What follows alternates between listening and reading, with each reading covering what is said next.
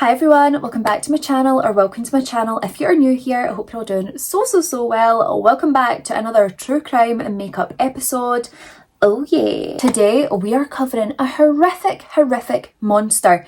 Tell me why this guy has a full set of teeth and yet looks like he is toothless. He has the gummiest, weirdest smile I've ever seen in my whole entire life. But today we are covering Andrei Chikatilo, or Andrei Chikatilo.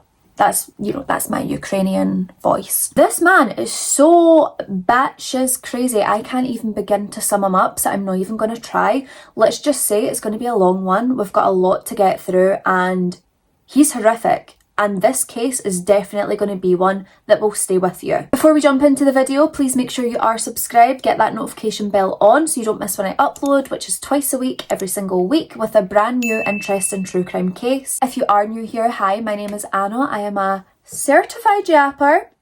It's coming soon. And one day I decided I'm going to hop on the internet, talk about true crime, all things that I'm interested in, hopefully find a community of people who enjoy the same stuff, and luckily for me, I have. So if true crime is your jam, I suggest you subscribe because we all love it here. Friends for life, I'm telling you. If you're a regular here, you already know the drill. Get down below in that comment section, leave a comment, let me know exactly what you think of this creep of the week. Or if you just want to chat away, I am absolutely up for that. But just make sure you do engage with this video in some way because it really helps me out. And the merch is coming soon. I'm so excited. I'm so excited. But without any further rambling or any further ado, let's get into the horrifying case of Andrei Chikatilo. Now listen, I don't like to drop teasers, okay? Lol, kidding, I drop teasers all the time, but today I have the biggest teaser of them all. And that is... what's going on there? Does it say certified yapper? Is that my logo I'm wearing? I think it might be. And I think it might be available to you guys pretty soon. Now, me personally, I love a logo tee. Like, I love just a little logo on the boob. Love it. But I think I would like to do a big logo in the centre. I'll probably put up a post to show you guys the prototypes anyway, so I'm sure you'll let me know your thoughts. But I'm thinking like a big certified yapper. And also was thinking, like, why don't we do like wine, crime and yap, stuff like that. Crime, coffee, yap, something like that. I'm just, throwing ideas out there. So let me know what you think. But Andrei Chikatilo, he is a horrific monster of a man. So we're just going to go ahead, jump right on into the case of Andrei Chikatilo. And I think you're going to be horrified. I think you will feel physically sick. This man, complete asswipe. Now, I think it will be rather entertaining for a lot of you today as I ruin my life trying to pronounce the Ukrainian names of people, places, anything Ukrainian. I'm struggling out here. Okay, the struggle is real, but I'm going to try my best. And I have listened to howtopronounce.com, my bestie. And I should know them, but I know I'm still going to make mistakes. So hold my hand, walk through this with me whilst I do my best. Okay, so Andrei Romovich Chikatilo, he was born on October the 16th of 1936, and he was born in the village of Yabluchny, I said it the exact same. Yeah, we're going to go there. And that was in the province of northeast Ukraine. Now, at the time of Andrei Chikatilo's birth, Ukraine was going through a hard time. It was going through widespread famine. This was because of none other than Joseph Stalin. I could do a whole homicidal history, true crime and makeup video on that guy. Also, I just have to ask, why does Andrei Chikatilo look like that? What is wrong with that guy's face? And why he has a full set of teeth and yet he looks like he has no teeth? I had to go through his images because I was like, I'm sure this guy has teeth, but why does he smell like this? Why? Why is it? I've really made myself look bad there. No one screenshot that because Ein Evenet darling. So basically what Stalin decided to do is he would force collectivization of farms. So with Stalin, he basically forced collectivization of agriculture. The policy that he introduced, this aimed to integrate individual landholdings and labour into nominally collectively controlled farms. So this meant that any individual peasant farms would be replaced with collective ones, and he believed that by doing this, this would help the famine, that this would produce more crops and, feed Ukraine. However, what this did, with the collectivisation alongside a really bad harvest that they had, agriculture fell on its ass. People were starving more than ever because of the collectivisation of the farms, and this resulted in severe, life-threatening famine. Now, Chikatilo's parents, they were labour workers on collective farms, and they lived together in this little one-room hut. I know what you're thinking, luxury, book us in, but it was terrible conditions. And you might be wondering, how much are they going to get paid for living in this tiny little shack that, barely keeps the heat in whilst they're doing labour work on the collective farm? Well, for their wage, they would receive, hee-haw, nothing, not a penny, not a single dime. They would get nothing in return. Well, maybe not nothing in return. They did receive the right to do some gardening or prepare crops in the little garden space behind their little shack. So there was something, but it was nothing. And as you can probably imagine, the Chikatilo family, they just struggled to make ends meet. It was rare that they would actually have a sufficient amount of food to feed their family. And Andrei Chikatilo himself, he said that he hadn't tried bread until the age of 12. I could not. I'm a celebrity, get me out of here. Absolutely not. I need carbs on carbs on carbs. No trying bread till the age of 12. I would inflate like a balloon the first time I tried bread because I wouldn't be able to stop. And the Chikatilo family, they would struggle so much that to curb their hunger on the days where they had next to nothing, they were eating grass and leaves outside their hut. They're doing it like the cows. They're just, down on all fours, munching away because that's all they could do. And I really do have to admit that Andrei Chikatilo's childhood was really unhappy. It was bleak at best, and even that in itself is an overstatement. He was extremely unhappy, he was lonely, and deep down he was harvesting this mass secret that his mother had told him as a child. So Chikatilo's mother, instead of telling, Andrei like little bedtime stories, talking about Little Bo Peep and the cow that jumped over the moon, she was telling him about a brother that he didn't even know he had, called Stepan. Now, she said that Stepan was born before Andrei was, and then when Stepan was just 4 years old, starving neighbours kidnapped him and cannibalised him for food. Murdering him, of course, because, they only left the bare bones, but cannibalised him for food because they were starving. Andrei Chikatilo is then living through his childhood thinking, when's somebody going to come and kidnap me and eat me? Horrifying. Now, I will say it's never been verified whether or not Stepan Chikatilo actually existed or whether this was a story conjured up by his mother Anna to try and keep him in line, which, bit extreme, bit harsh. Don't think any child needs to hear that. She told him that and she never ever denied it through his whole life. When Andrei Chikatilo was asked to sum up his childhood, he would offer 4 words: poverty, ridicule, hunger, and war. Yeah, doesn't sound great. Don't think I would sign up for that life. Now, Roman Chikatilo, which is Andrei's father, he was conscripted into the Red Army when the Soviet Union entered World War II. And at one point, when he was wounded in combat, he would be kidnapped or soldier napped by the other army. And once he was, soldier napped, they held him prisoner for quite a while and God only knows what Roman Chikatilo went through and witnessed. Now, whilst Roman Chikatilo is, at war or held prisoner, who knows at this point, Chikatilo himself and his mother, they would witness the horrifying effects of the Nazi occupation throughout Ukraine. They witnessed bombings, murders, fires, shootings, and because they were so terrified, sometimes him and his mother would just be cowering in a ditch, hiding away from all this horrificness going on around them. And as we can all understand and imagine ourselves being in the same situation, Andrei Chikatilo was terrified. To put it lightly, he was absolutely terrified.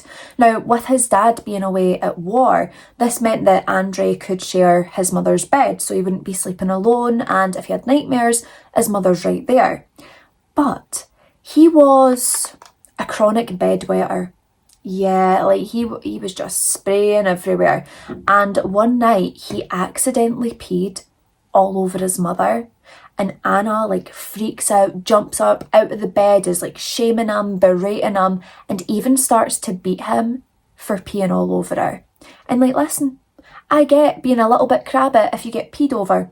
Nobody wants to be peed over. No one wants a golden shower. And I get being angry, I get being a bit annoyed, but you don't berate and beat your child because they had an accident during the night. And whilst his mother was absolutely dreadful to him throughout this time when his father was away, Anna didn't have it easy at all.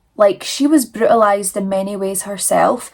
At one point, Nazi soldiers were coming into this one-room hut and raping her, which then left her impregnated with Tatiana Chikatilo. Now at this point, Andrei's father, he was still conscripted into the Red Army, so it wasn't him that got her pregnant, so she did fall pregnant from one of these rapes. And it hasn't been verified, but it is believed that Andrei Chikatilo did witness the rape of his own mother. So September of 1944 rolls around and Chikatilo would start school. Now, I have to say, his school life was no better, if not, it might even have been worse than his home life. Now, he was small in height, of course, he was undernourished, he was basically malnourished, to be honest, so he didn't grow to the stature that he should have by that point. And of course, with lack of food comes lack of energy. He was very weak. He couldn't really fight back, which made him a really easy target for bullies. And with all this coming into play, his stature, being short in height, being skinny, being a bit scrawny and really weak, that wasn't the main thing he got bullied for. The main thing he got bullied for was the fact that his father was taken prisoner during the war. They believed that his father was a coward who basically gave himself up and didn't want to fight back. Why is this young boy being punished for his father practically being kidnapped and then held prisoner during the war? He wasn't there. And I'm sure Roman Chikatilo doesn't tell that story with pride. I just realised I'm actually roaring. There's no need for me to be that loud. You're right there. Sorry. And of course, it's all right for some of the children in school who are being well fed, who come from better off families who can afford to, make purchases and things like that.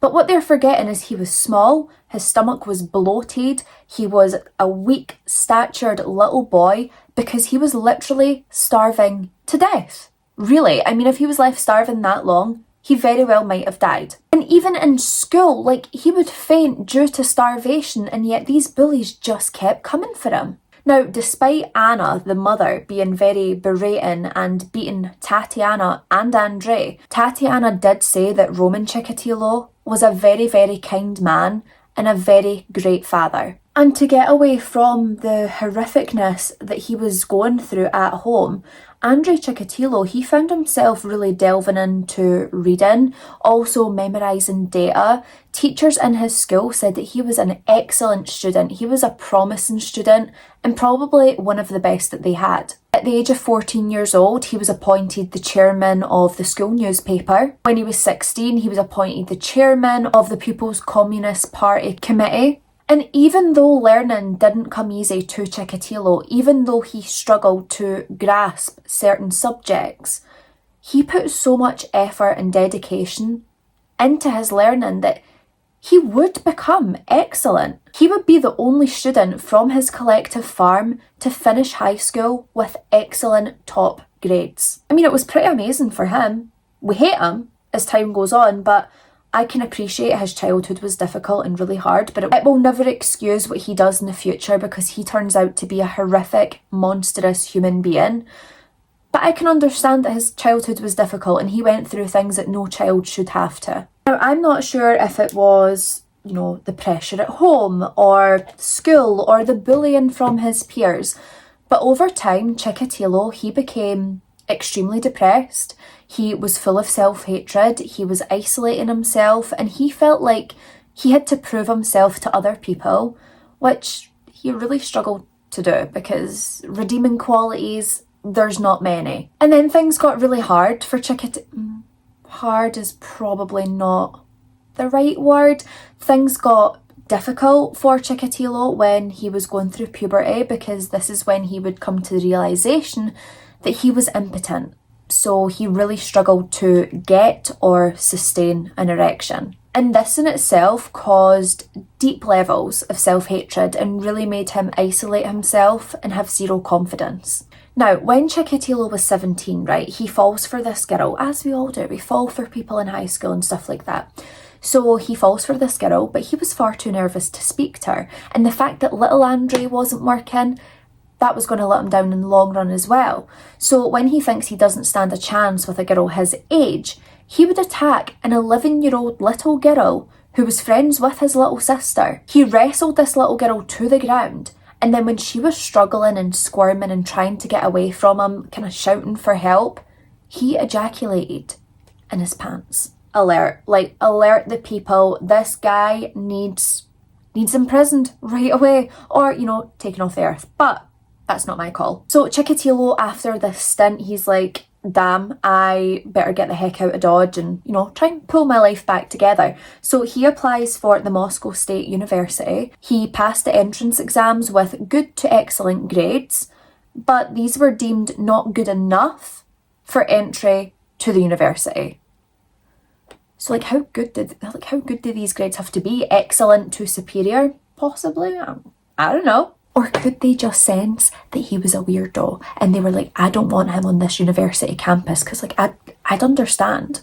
You can tell me. So Chikatilo, he ended up working as a labourer for 3 months, and then he enrolled in a vocational school to become a communications technician. And it would be this very same year that Andrei was able to bag himself a girlfriend. However, the couple, they tried to have, sex, intercourse, coitus 3 times, and each time failed badly. Because Andrei couldn't sustain little Andrei, it basically, the relationship, it goes on for 18 months, and his girlfriend's kind of like, I think sex is an important part of a relationship. You're not really satisfying me because we ain't having it. Time to call it quits. I'm out here. I can't do this anymore. Which again is going to be so damaging to his sense of self-worth. And I just want to state as well that impotence, it's no funny. I don't find it funny. Listen, I'll slag off the bad guy all day, every day, but impotence is such a difficult, I nearly said hard again. Impotence is such a difficult thing for a man to go through, and it is isolating, it is humiliating, even though it shouldn't be, and it's not, but to the man, it is. And for a woman to end a relationship with a man because of this, that's only going to damage their self-worth. So then 1957 comes around and Chikatilo, he is drafted into the Soviet army. Now, he would perform his compulsory service from 1957 to 1960. After this was complete, he decides that he's going to move back to his native village and work alongside his parents on the collective farm. So whilst Chikatilo was back with his parents, he found a young divorcee that would really catch his eye, and he was like, oh my god, love at first sight, I want to be with this woman. So they would date for 3 months, but unfortunately, yet again, the relationship would end due to his impotence. The ego is bruised. The ego, I don't even know if it exists anymore. Now, what is really sad in this situation is this girl who he was dating, she had went to her friends to get some advice regarding the little Andrei situation, and her friends just blabbed to everyone and anyone, and then suddenly everyone knew Andrei's secret and was talking behind his back. And he was so ashamed by this that he tried to hang himself. You know, he tried to kill himself, and it's just awful to think that people thought that was a funny thing and like something to laugh and joke about when it's really not. But also, like, if we knew the monster he would turn out to be, I'm not sure I would have cut his rope down, but that's just me. In 1963, after his little sister introduced him to this woman, he wound up marrying a woman by the name of Feodosia Odnicheva. And as much as Andrei himself was very attracted to Feodosia, this was ultimately an arranged marriage by his sister and her husband.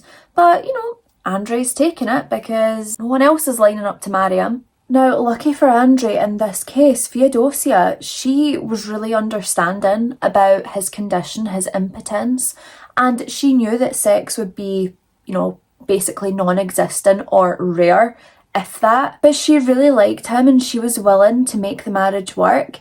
And when the couple did want to have children, obviously that was a real struggle on Andrei's part because he couldn't get hard. But what he decided to do is, although he couldn't get hard, he was able to ejaculate.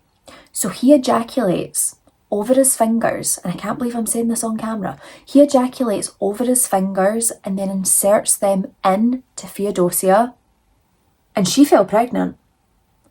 Crazy stuff, like, wow. So swimmers work, but the mechanics don't work, you know? But yeah, 1965 rolls around and boom, Feodosia pops out their baby. And 4 years later, boom, out pops another baby who was conceived in the same way. So these babies were called Lyudmila and also Yuri. And I have to say, the name Yuri just makes me think of Call of Duty. Love Call of Duty, but yeah, I can hear Soap McTavish shouting on Yuri right now.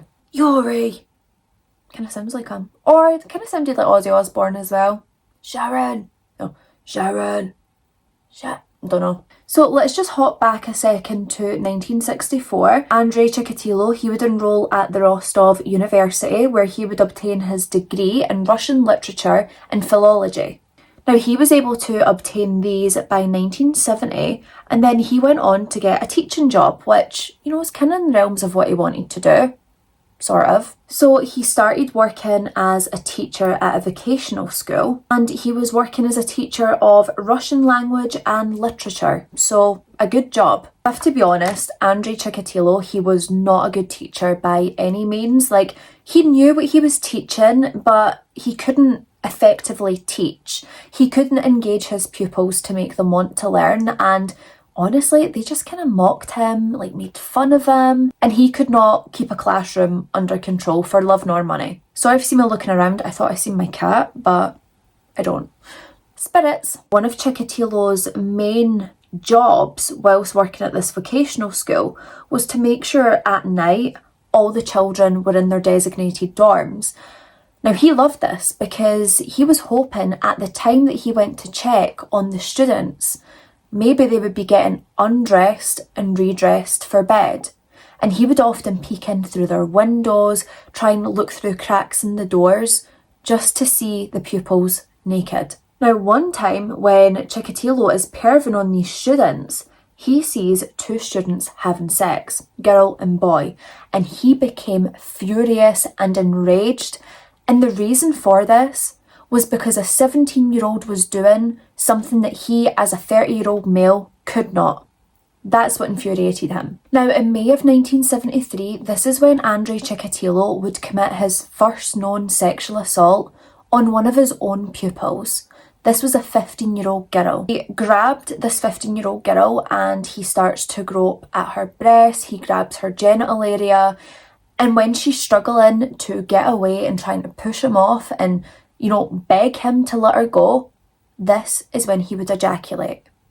And it seems at this point the only way this man can ejaculate is when he is causing harm and inflicting pain to others. And this issue would only be exacerbated over time. And then just months later, after this horrific attack on the 15-year-old girl, he would attack another young girl and beat her after he locked her in his classroom.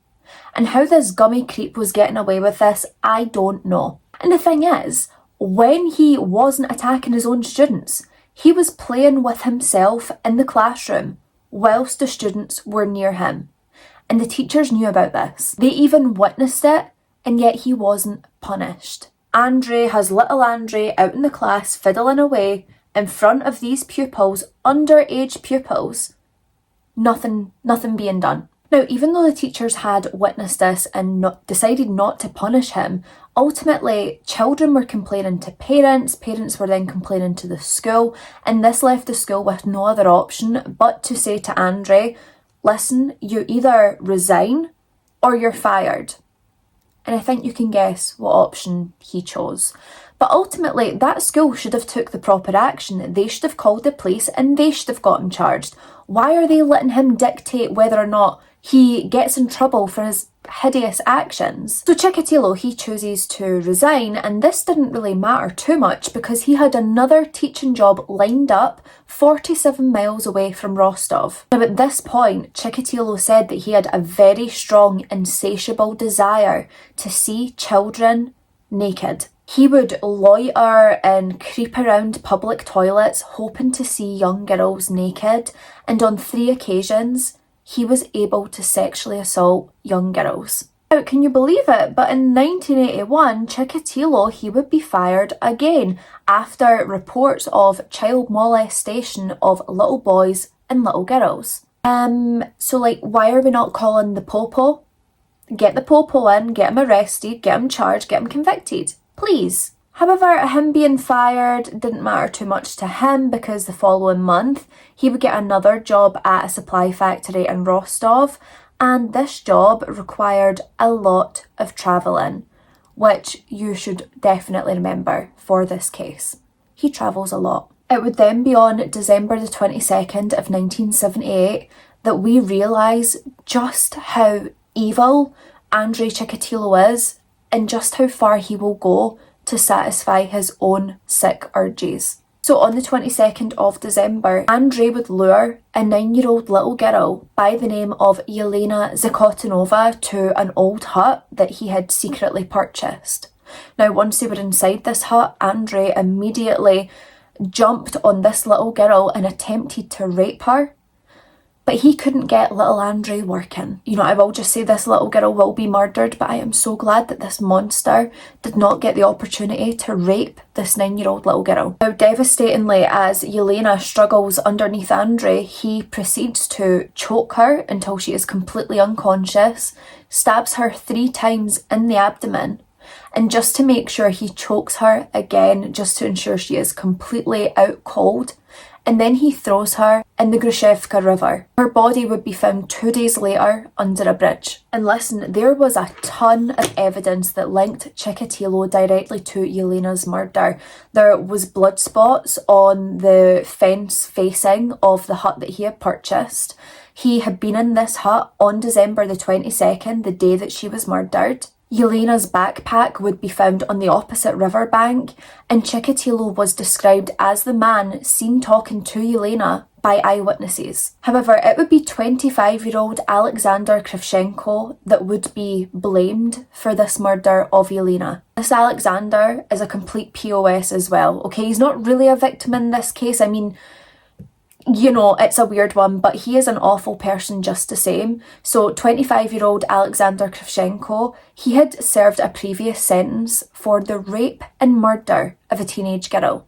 Now, because he was known to the police, they decide that they're going to look at him. They're not going to look around and possibly find the real killer. They believe that he was responsible. Now, police search his home and they find blood spots on his wife's jumper that they said matched Kravchenko. Because of this, the police threatened Alexander and said to him, you know, if you don't confess to this, we will arrest your wife and lock her up in prison. Alexander didn't want this to happen. And due to this, he confessed to the murder of Yelena. He would go to trial for this murder in 1979, and during this trial he said that this confession he had made was made under complete duress and that he wasn't responsible for the murder of Yelena.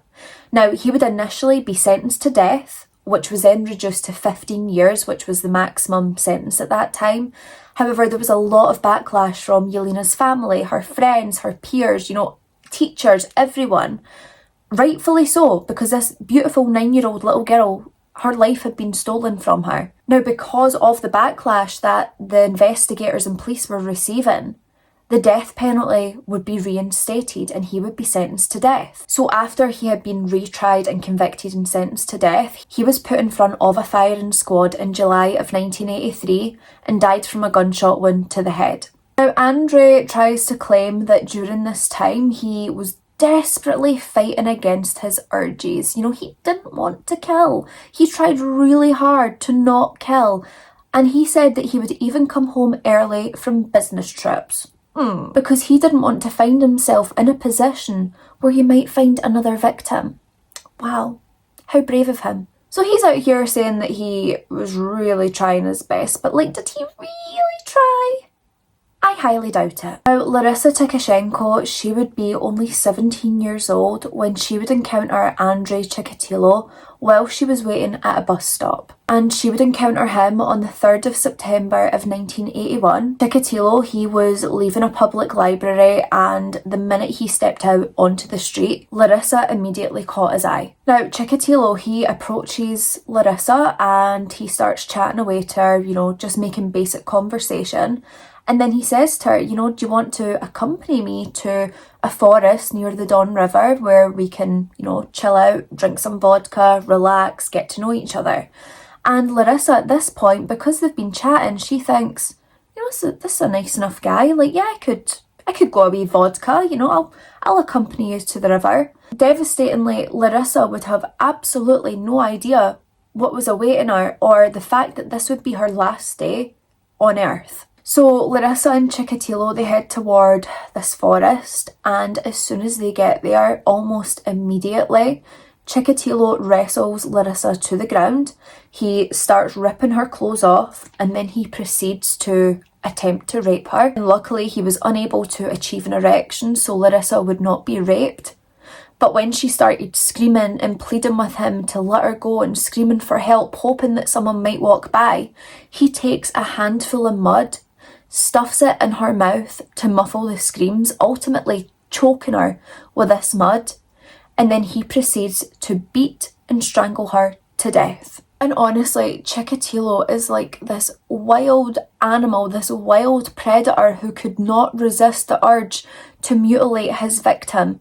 And he didn't bring a knife with him, so he looks around the forest and finds a 6-foot stick that he would use to mutilate Larissa alongside using his own teeth. He would bite off one of Larissa's nipples with his own teeth. And once he was done mutilating her lifeless body with that 6-foot stick, he buried her. Well, he barely tried to bury her. He covered her with some dirt and some leaves, and Larissa's body was found the next day.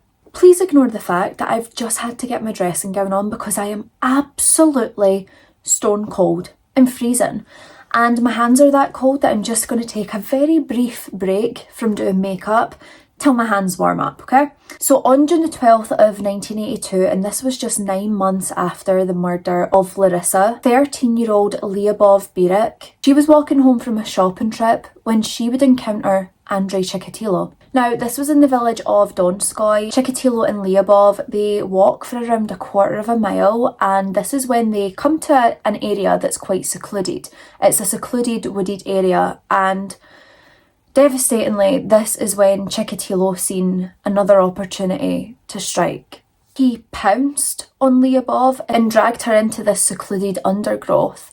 When she was in there, he ripped the clothes off of her body. He proceeded to stab and slash her to death whilst he was dry humping her. He was pretending to have sex with her whilst he did this, just writhing up against her. What kind of sick freak are we talking about? Lyubov's body would be found on the 27th of June, and when it was examined, it revealed that she had 22 stab wounds to her neck, her head, her chest, her pelvic region, and she also had damage to her eye sockets. And Chikatilo, he would strike again on the 11th of December of 1982. Olga Stalmashinok, she was riding the bus to her parents' home, and it was on this bus that she would encounter Chikatilo.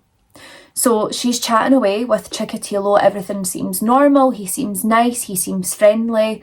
Of course we know the truth, but Olga did not. And he was able to persuade Olga to get off the bus with him. A fellow passenger did report this creepy looking middle-aged man luring a young female off of the bus. And this man seemed to have a very firm grasp of Olga's hand. So Chikatilo, he takes Olga to a cornfield that's quite a bit away from the town, and when he's here, he would attack her. Olga had been stabbed around 50 times, again her neck, her face, her chest.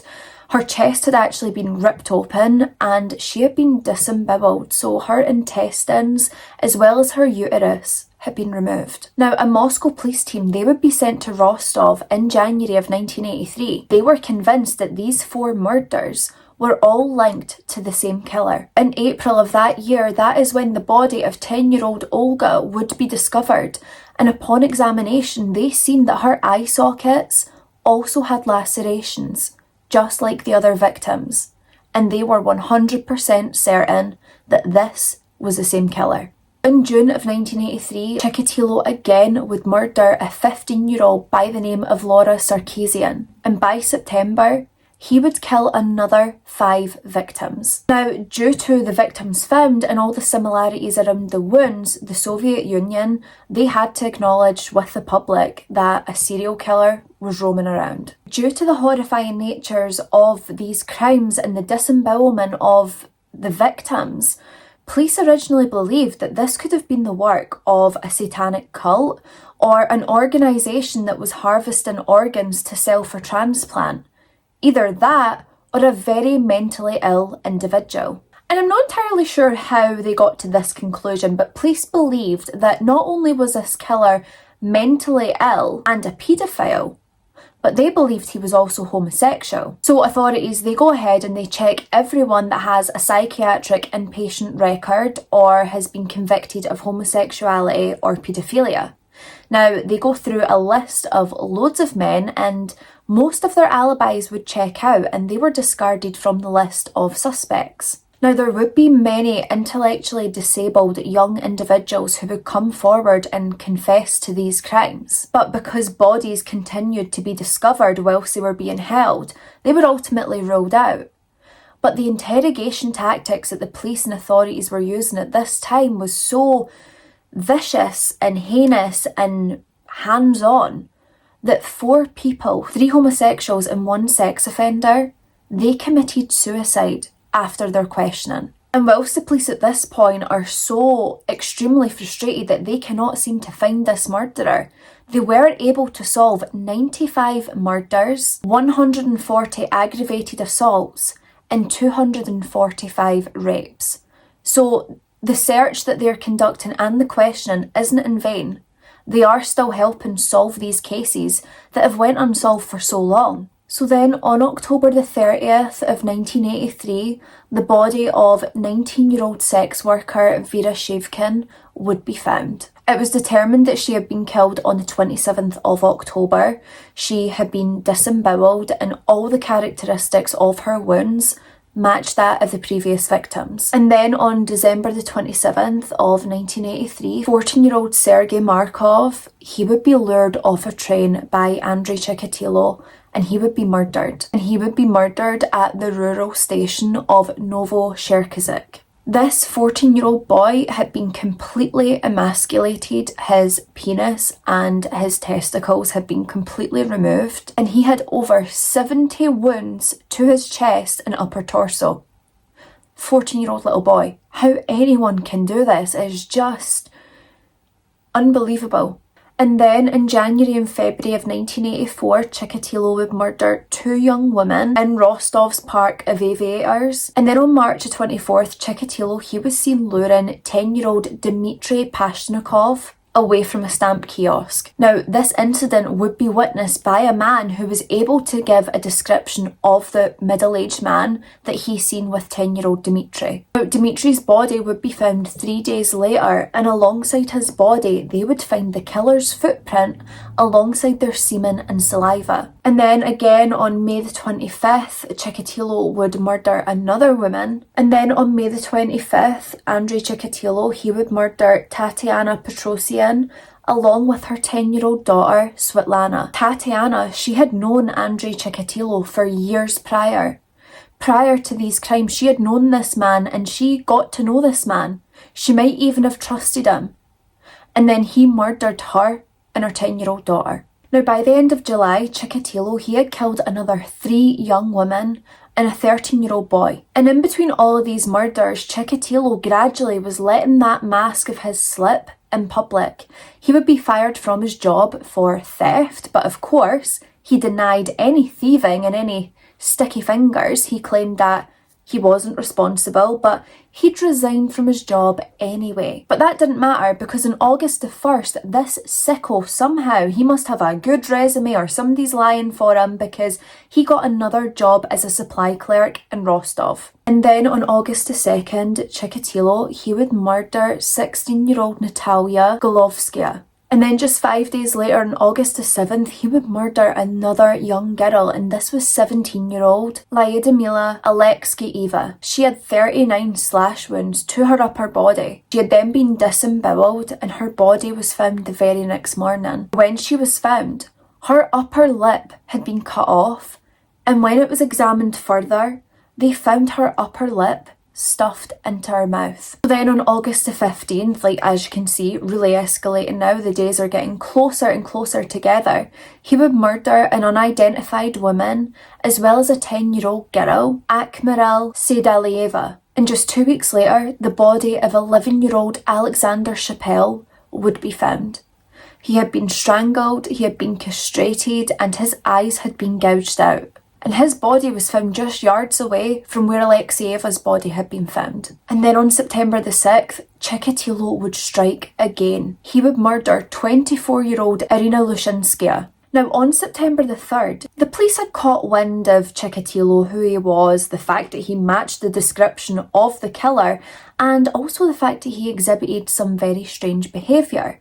So they put him under surveillance. So they witnessed him walk up and down the streets, trying to chat to young women, trying to chat to children. They even witnessed him walk up to young women and children and like grind little Andrei on their backs or up against their genitals or something, wherever he could stick it.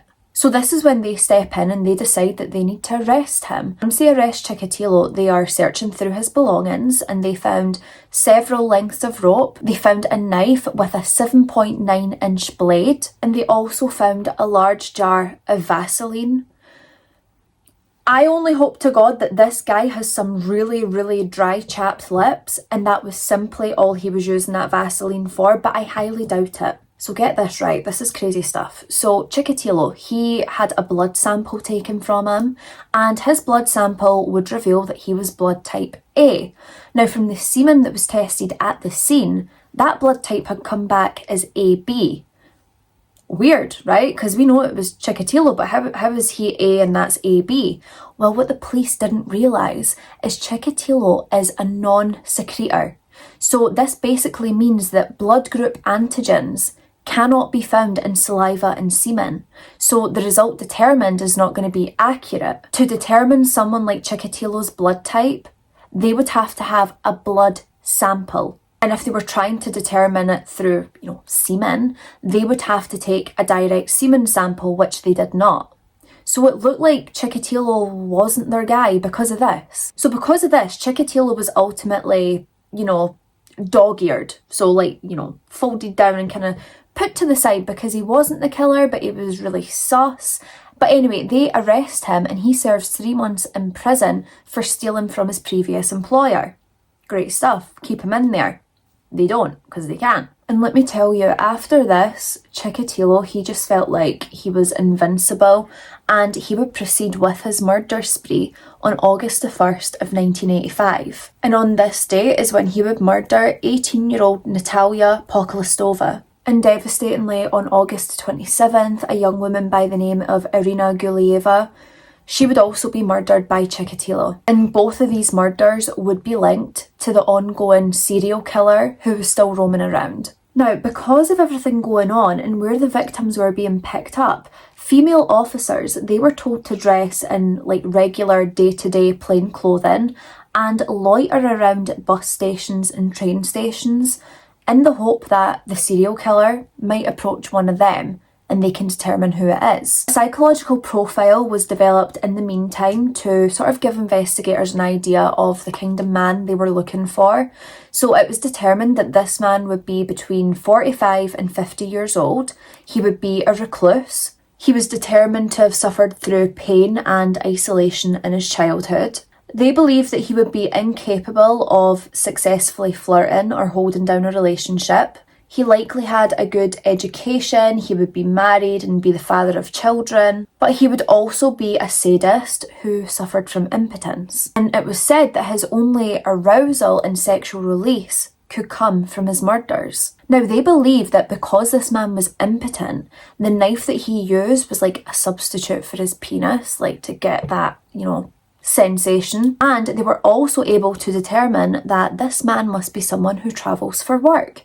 Check, check, check, check, check, check. Now, Chikatilo, like many of these sick sickos, he was obsessed with this investigation. He was following it very carefully when it was in the newspaper. He could not get enough of seeing his crimes on paper and no one knowing that it was him. Little toothless Tilo, he was just loving the attention. And this guy, honestly, just shows no signs of wanting to slow down whatsoever. August 18th of 1986, a 26-year-old secretary by the name of Irina Pogoryliova would be found on the grounds of a collective farm. Now, devastatingly, she had been slit open from her neck to her genitalia, and one of her breasts had been completely cut off. And not only had one of her breasts been cut off, but her eyes had also been removed. Then on May the 16th of 1987, Chikatilo again would murder a 12-year-old boy by the name of Oleg Makarnikov, and his body wouldn't even be discovered until 1991. Could you imagine his family having to live with that for 4 years, not knowing where their son has went? And then his decomposed body is found in 1991, knowing that he was laying out there for all that time. Just absolutely horrific. And in July of that very, very same year, he murdered 12-year-old Ivan Bielovetsky. And then on September the 15th, he would murder 16-year-old Yuri Tereshinok. In 1988, Chikatilo would kill another 3 times. One of these murders was an unidentified woman who had been bound and then gagged with dirt and had her nose cut off of her face before she was then stabbed in the neck, resulting in her death. So she was alive for her nose being removed off her face. I'm not sure how long through that she would be alive, but she was. And it's just horrific to think of somebody going through that torture and then their lives being taken away from them. He then proceeded to murder 9-year-old Alexei Voronko, another little boy, and then 15-year-old Yevgeny Muratov. He had been emasculated and had suffered from 30 knife wounds, at least. On February the 28th of 1989, Chikatilo again would murder a young girl, and this time, he would murder this young girl in his daughter's apartment. This young girl was Tatiana Ryzova. She was only 16 years old when she would be murdered by Chikatilo. Her body would be dismembered and then hidden in a sewer. There was another 4 murders between May and August, and by August of 1990, another 3 murders were committed. That was 31-year-old Lyubov Zuyeva, 13-year-old Viktor Petrov, and 11-year-old Ivan Fomin. And on the 6th of November of 1990, Chikatilo would commit his final murder. He would murder 22-year-old Svetlana Korostik. She would be mutilated and murdered in a woodland near Donlesko station. Thankfully, when Chikatilo had returned from the woodland he had took Svetlana from, an undercover police officer noticed him coming from these woods, and he thought it was strange. As he got closer, he could see a red smear on Chikatilo's face, and Chikatilo went over to a well, washed his face and washed his hands. Now, as he got closer to the officer had noticed a really severe large gouge in his finger. It looked like it needed medical attention, but Chikatilo did not seem in any hurry or panic to get it seen to. Now, the officer had also noticed that Chikatilo's coat had like grass stains and soil stains on it, and he was just finding it really weird that he had come wandering out of these woods that people really don't go into unless they're mushroom picking. And he was only carrying like a nylon sports bag, like you don't pick mushrooms and put them in a nylon sports bag, so what the hell was he doing in the woods? Now, Svetlana's body would be found on November the 13th, and the police officers, they're going back through reports, they're looking at people they've spoken to. Chikatilo's name is one that pops up rather often. Now, police, they had checked with previous employers and previous colleagues, and they were able to determine that the places that Chikatilo would be working and travelling to lined up perfectly with the locations and dates of the murders. They would also be made aware of the assaults that Chikatilo had committed when he was a teacher, sexually assaulting and groping these young students. So from this day on, Chikatilo, he was placed under police surveillance, and by November the 20th, he would be arrested. Now, the reason he was arrested is because he was seen approaching women and children, trying to lure them away places. Where to, we don't know, and thank God. So once he's arrested and taken in, he was strip searched, and this is when the officers would see that severe wound to his finger. And Chikatilo's saying, no, that wasn't me at that station, Bud just interrupted me. Are you coming up, darling? Come on, you handsome boy. He's tired. He's been napping for hours on my bed. Anyway, so Chikatilo, he's like, wasn't me at the station with the injured finger, you've got that wrong, wasn't me, blah, blah, blah, blah, blah. However, they were able to determine that severe injury to his finger was a bite mark.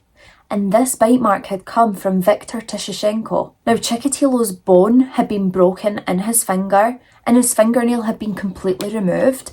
And this was an injury that did require medical attention, but he never went to get it treated. So police, they go ahead again and they test his blood type, which of course came back as type A, not type AB like the semen found at the scene. However, they decide, let's do a semen sample. Let's see what that comes back as. It came back as type AB. Yep. They had a match and they had their creep. So on November the 29th, Dr. Bukanovsky, he was brought in to assist with the questioning of Chikatilo, and just 2 hours into the questioning, Chikatilo burst into tears. This guy was reading his psychological profile and stuff to him, and he just couldn't handle hearing about himself. So Chikatilo admitted to 36 of the 38 murders that had been committed and linked to this serial killer. He would provide detailed accounts of each crime that he committed, and if he was probed, he could even sketch where the crime had took place. The police asked Chikatilo, why did you gouge out the eyes, or why did you destroy the victim's eyes?